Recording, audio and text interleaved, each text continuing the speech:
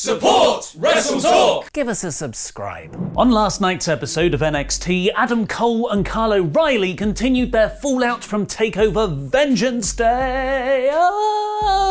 With Cole doubling down on his betrayal and attacking O'Reilly again. But after a brutal brainbuster onto the steel steps, fans started to become concerned for O'Reilly's actual condition, rather than just the heartbreak of the Undisputed Era fighting. Some fans in attendance said online that it looked like O'Reilly was knocked out by the move, with him needing to be woken up by doctors. Referee Drake Younger can be seen frantically calling down for more personnel as the episode went off air, and then O'Reilly was stretchered out of the Capitol Wrestling Center with Triple H and NXT champion Finn Balor checking on Kyle's condition. Pictures of the angle were then shared on social media by crowd members at the show, which further fueled rumors of a legitimate injury. Renee Paquette tweeted with concern, "I really hope Kyle O'Reilly is okay." Breaking news though, pro wrestler is really good at pro wrestling. Rumors and speculation spread across social media, with some concerned he'd suffered a seizure, potentially linked to his real-life type 1 diabetes. But thankfully, according to Ryan Satin of WWE on Fox, from what I'm being told, Kyle O'Reilly did not suffer a real seizure after NXT tonight and did not suffer a medical episode. According to WWE sources, it was all just part of storyline. Happy to hear he's okay. I'm also told that there was no intent to make it look like he was suffering a seizure. That just spread due to what was reported back from the few fans in attendance. Yeah,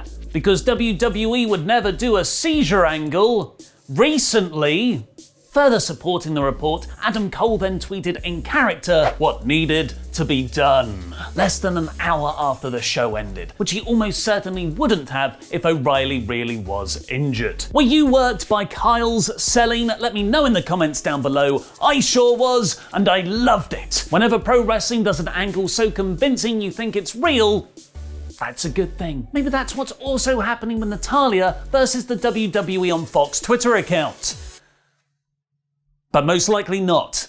Yesterday, WWE on Fox posted a Build Your Dream Team game using the WWE Women's Division, with several of the women's roster being separated into tiers ranging from $5 to $1, with the idea being you had $15 to spend to build your dream faction. But Natalya did not appreciate being listed for a cost of $1. I have struggled for years to figure out exactly what my worth is, but I won't allow anyone to pick that number for me. As hurtful as seeing this is, I want it to be known that if I ever find myself under all of these wonderful women, it's because I'm a pillar and a foundation of what we're doing. So please keep the $1, because anyone who knows anything knows how priceless I am. Liv Morgan, Peyton Royce, and Alexa Bliss tweeted their support of Natty. Matt Cardona called the post an asshole thing to tweet. And Shelton Benjamin told WWE on Fox they should erase this insulting post and apologize to every woman on the roster. I guess that means I should also apologize to all the Marvel characters I picked with a cost of $1 the other week on a similar thing. The tweet was deleted soon after. But it's Thursday, you know what that means. My review of last night's Dynamite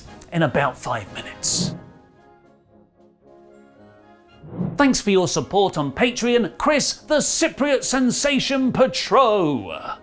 Dynamite opened with Hangman Page tagging again with Matt Hardy against Hybrid 2. It was a really fun match with Jack Evans and Angelico's incredible high-flying and submission wrestling blend, along with the Hardy-Page dramatic irony bubbling throughout. Hardy let Page do all the hard work, stole the pin to win, and then revealed the contract Hangman signed last week now gives him 30% of all Page's Q1 earnings. But in some great booking of babyface smarts, Page was one step ahead of Matt, and we were all in on it with him. Seeing him switch the contracts out behind Hardy's back last week, Page revealed it was for a match between them at Revolution, where if Hangman won, he'd get 100% of Matt's earnings. But because he's an honourable face, Hardy got Page to put his money on the line too. It adds some really solid stakes to a pay-per-view match I'm not sure I would have been that into otherwise. Private Party and the Hybrid 2 beat down down Paige for a bounty, but in an incredibly heartwarming touch, the Dark Order then ran down to save Hangman, even though he'd turned them down last month. They smiled at each other, hopefully building to Paige eventually genuinely joining the Dark Order. AEW's version of Brock Lesnar, Rio, is back, in how often she appears for the company, that is, not in physical size.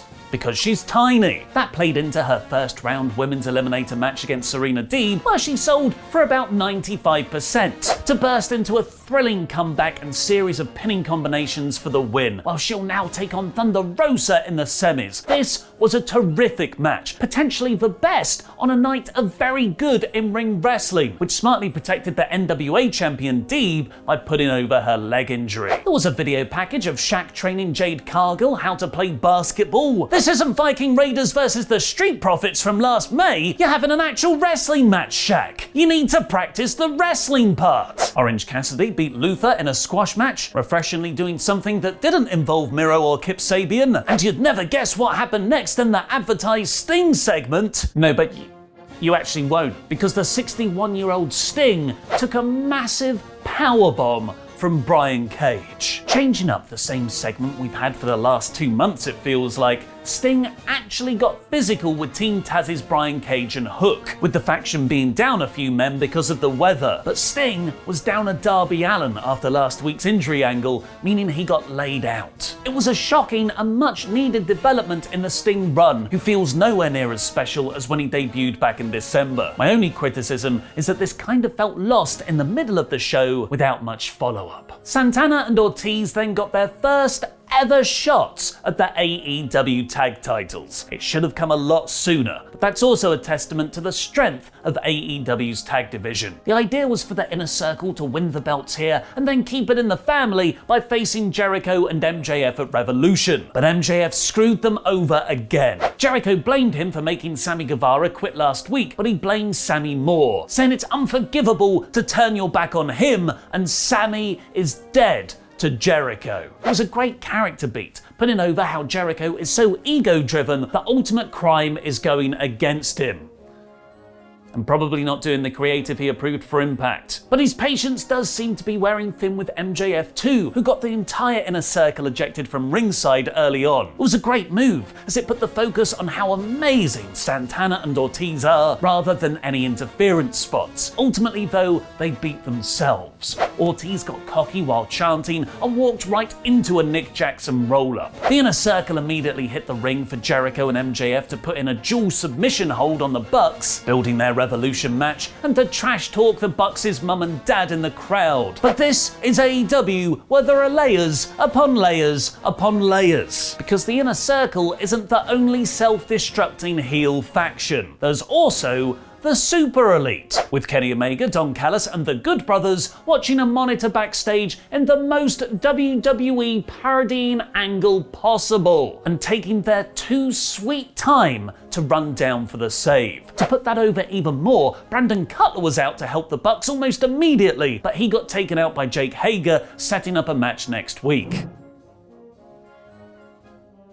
Cody and a very pregnant Brandy did a gender reveal of their baby, where Tony Schiavone screamed, "It's a girl!" as though he was talking about Sting. Tony's genuine emotion is one of the sweetest parts of AEW. Cody was on commentary for the following match of FTR beating the Sydal brothers. Dax Harwood went to cut off Mike Sydal's hair afterwards, but Luchasaurus, back to his horny best, made the save with Jungle Boy and Marco Stunt. It was later announced that Tully Blanchard will be joining FTR in a 6-man against Jurassic Express on the March 3rd episode. And as for Cody, he'll compete in a 3-way ladder match at Revolution to decide the TNT title #1 contender with Pentagon Jr. and Scorpio Sky. But it should always be Pentagon Jr., and I reckon that will be a way to write off Cody for paternity leave. Or Jon Moxley sees you leaving for fatherhood with a ladder bump Cody and raises you.